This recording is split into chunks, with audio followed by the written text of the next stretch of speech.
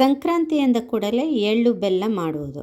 ಅದರೊಂದಿಗೆ ಈ ದೇವರಿಗೆ ನೈವೇದ್ಯವಾಗಿ ಸಿಹಿ ಪೊಂಗಲ್ ಮತ್ತು ಖಾರ ಪೊಂಗಲನ್ನು ಮಾಡಿ ದೇವರಿಗೆ ನೈವೇದ್ಯವಾದ ನಂತರ ನಾವು ಬೆಳಗ್ಗಿನ ತಿಂಡಿಗೆ ಅದನ್ನೇ ಬಳಸೋದು. ಬನ್ನಿ, ಹರಿಯರ್ ಪೈಸ್ ಕಿಚನಲ್ಲಿ ಇವತ್ತು ಸಿಹಿ ಪೊಂಗಲನ್ನು ಮಾಡುವ ವಿಧಾನವನ್ನು ನೋಡುವ. ಅದಕ್ಕಾಗಿ ಬೇಕಾಗುವ ಸಾಮಗ್ರಿಗಳಂದರೆ 1 ಕಪ್ ಅಕ್ಕಿ, 3/4 ಕಪ್ ಹೆಸರುಬೇಳೆ, ಅರ್ಧ ಕಪ್ಪಷ್ಟು ತುಪ್ಪ, ಮತ್ತೊಂದು 10-12 ಏಲಕ್ಕಿ, 10-12 ಲವಂಗ, 1 ಮುಷ್ಟಿಯಷ್ಟು ಗೋಡಂಬಿ, ಒಂದು ಅರ್ಧ ಮುಷ್ಟಿ ದ್ರಾಕ್ಷಿ. ಹೆಚ್ಚು ದ್ರಾಕ್ಷಿ ಹಾಕೋದು ಬೇಡ. ಇನ್ನು ಬೆಲ್ಲ ಅರ್ಧ kgಯಷ್ಟು ಬೇಕಾಗುತ್ತೆ.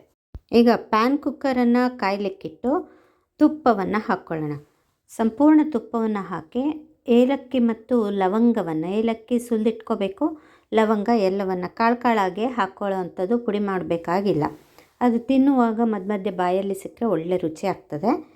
ಅದು ಸ್ವಲ್ಪ ಪುಡ್ತಾ ಇದೆ ಅನ್ನುವಾಗ ಗೋಡಂಬಿ ಮತ್ತು ದ್ರಾಕ್ಷಿಯನ್ನು ಹಾಕಿ ಅದೆರಡೂ ಚೆನ್ನಾಗಿ ಫ್ರೈ ಆಗಿ ಬಂದ ತಕ್ಷಣ ಆಫ್ ಮಾಡಿ ಅದನ್ನು ಗಾಳಿಸಿ ಬೇರೆ ತೆಗೆದಿಟ್ಕೋಬೇಕು. ಗರಿಗರಿಯಾಗಿ ಆಮೇಲೆ ಹಾಕಿ ತಿನ್ನಲಿಕ್ಕೆ ರುಚಿ ಆಗುತ್ತೆ.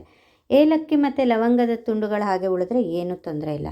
ಅದರಲ್ಲಿ ಈಗ ಬೇಳೆ ಹಾಕ್ಕೊಂಡು ಮತ್ತು ಅಕ್ಕಿ ಹಾಕ್ಕೊಂಡು ಚೆನ್ನಾಗಿ ಫ್ರೈ ಮಾಡ್ಕೋಬೇಕು. ಅದು ಫ್ರೈ ಚೆನ್ನಾಗಿ ಆಗಿದೆ ಅಂತ ಗೊತ್ತಾಗೋದು ಅದರ ಒಳ್ಳೆ ಪರಿಮಳ ಬಂದಾಗ.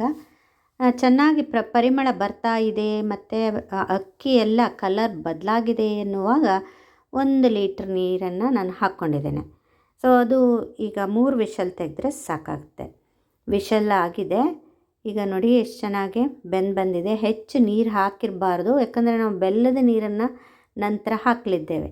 ಇದು ಕರೆಕ್ಟಾದ ಕನ್ಸಿಸ್ಟೆನ್ಸಿ ಬಂದಿದೆ ನೋಡಿ. ಅಕ್ಕಿ ತುಂಬ ಮೆತ್ತಗಾಗಿಬಿಡಬಾರ್ದು, ಇಷ್ಟೇ ಇರಬೇಕು. ಆವಾಗ ನಾವು ಬೆಲ್ಲದ ನೀರಿನಲ್ಲಿ ಮತ್ತೊಮ್ಮೆ ಅದನ್ನು ಕುದಿಸುವಾಗ ಚೆನ್ನಾಗಾಗುತ್ತೆ ನೋಡಿ. ಈಗ ಬೆಲ್ಲ ಒಂದು ಸ್ವಲ್ಪ ನೀರು ಹಾಕಿ 1 ಲೋಟ ಚೆನ್ನಾಗಿ ಕರಗಿಸ್ಕೊಂಡಿದ್ದೀನಿ. ಜಸ್ಟ್ ಕರಗಿಸಿದ್ರೆ ಸಾಕು, ಗಾಳಿಸಿ ತೆಗಿಲಿಕ್ಕಾಗಿ. ಆಮೇಲೆ ಇದಕ್ಕೆ ಹಾಕಿ ಮತ್ತೆ ಕುದಿಸುವಂಥದ್ದು ನೋಡಿ. ನೀರಾಗಿದೆ, ಅದು ಚೆನ್ನಾಗಿ ಕುದ್ದು ಬಂದು ಅನ್ನ ಮತ್ತು ಬೇಳೆಗೆ ಒಳ್ಳೆ ಸೇರಿ ಬರ್ತದೆ. ಲೋ ಫ್ಲೇಮಲ್ಲೇ ಇಟ್ಟು ಆಗಾಗ ಮುಚ್ಚಳ ತೆಗೆದು ಒಮ್ಮೆ ಕಲಿಸ್ತಾ ಇರಬೇಕು, ಇಲ್ಲದಿದ್ದರೆ ತಳ ಹಿಡಿದ್ಬಿಡುತ್ತೆ. ಬೇಳೆ ಮತ್ತು ಅಕ್ಕಿ ಬೇಗ ತಳ ಹಿಡಿತದೆ. ಸೊ ಆಗಾಗ ಕೈಯಾಡಿಸಿ ಇಷ್ಟು ಕುದಿ ಬಂದ ಮೇಲೆ ನಾವು ಕರೆದಿಟ್ಟಂತಹ ಗೋಡಂಬಿ ದ್ರಾಕ್ಷಿಯನ್ನು ಹಾಕಿ ಚೆನ್ನಾಗಿ ಮಿಕ್ಸ್ ಮಾಡ್ಕೋಬೇಕು.